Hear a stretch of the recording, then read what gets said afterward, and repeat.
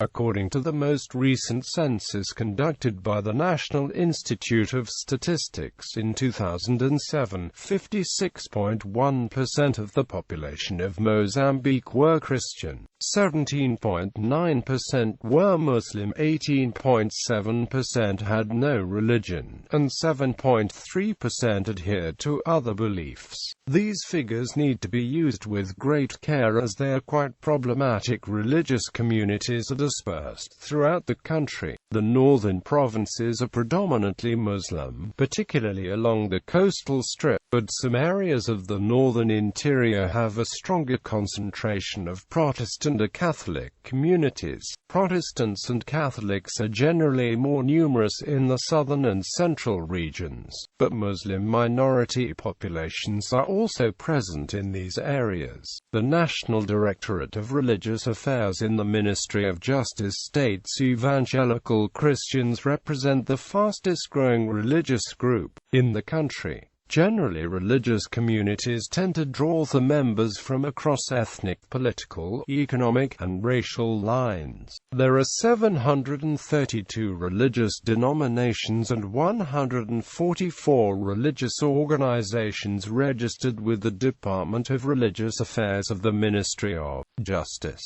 During the reporting period, 10 denominations and 20 religious organizations were registered. Major Christian religious groups include Anglican, Baptist, The Church of Jesus Christ of Latter-day Saints, Congregational, Methodist, Nazarene, Presbyterian, Jehovah's Witnesses, Roman Catholic, Seventh-day Adventist, and Universal Church of the Kingdom of God, as well as evangelical, apostolic, and Pentecostal churches. Many small, independent Protestant and Catholic churches that have split from mainstream denominations fuse African traditional beliefs and practices within a Christian framework. The overwhelming majority of Muslims are Sunni, belonging to Shafi'i school of jurisprudence influenced with Sufism, with a tiny Shia minority principally of South Asian origin. The growing South Asian immigrant population is predominantly Sunni Muslim and follows the Hanafi school of Islamic jurisprudence. The three principal Islamic organizations are the Islamic Congress, the Islamic Council, and the Muslim Community. The Kuwaiti-funded and Sudanese-managed non-governmental organization African Muslim Agency conducted humanitarian work,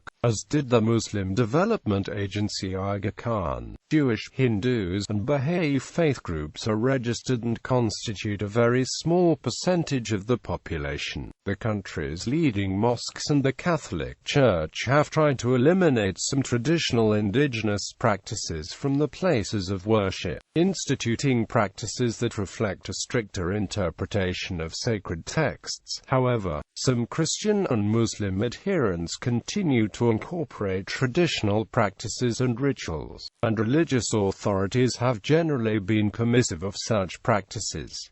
Foreign missionary groups operate freely in the country. Some groups offer religious teaching centers to the local communities, while others provide scholarships for students to study in the respective countries. The Constitution provides for freedom of religion, and the government generally respects this right in practice.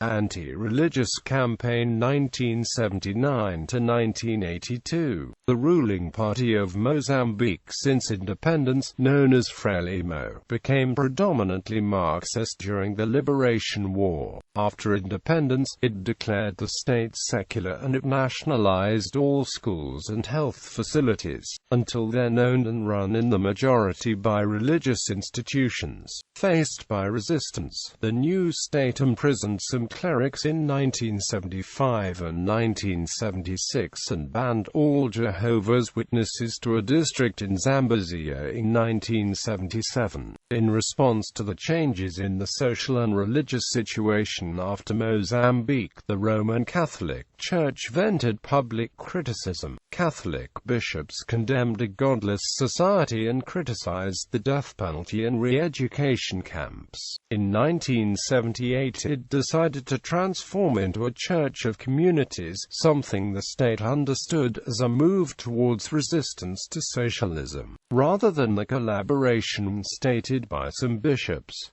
The result was an outright attack on all religion on the part of the state. From early 1979, the regime attempted to discredit the church on the basis of the history of the colonial church, and it began a campaign to close churches, prevent religious activities and restrict the movements of religious staff. Catholic and other religious institutions resisted, more or less openly. By 1980, resistance was often open and bad international criticism was rife, something which convinced Frelimo to change its stance.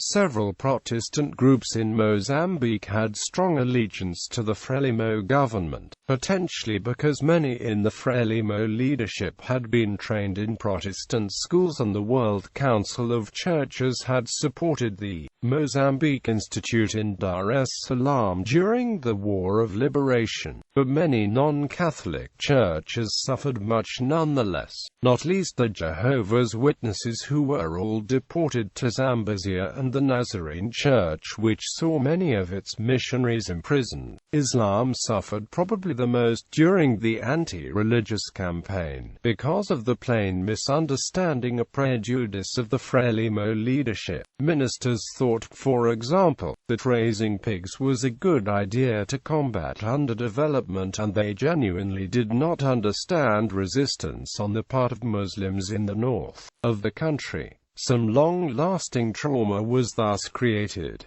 Renamo benefited from Frelimo's anti-religious attack. Some campaigning was done nationally and internationally by the rebel movement on the subject of religion already in 1978, but with little long-lasting impact. Only some radical American and English Pentecostal groups openly sided with Renamo. The guerrilla stance was indeed eventually ambiguous in relation to religious institutions, and the movement did not hesitate to take religious hostages or kill missionaries, national priests, pastors and nuns. The anti-religious campaign of Frelimo formally ended in 1982 when the party in power held a big meeting with all the main religious institutions. On that occasion, it claimed mistakes had been made and national unity needed to prevail. State control of religious institutions continued after 1982, but the state attack on faith had come to an end.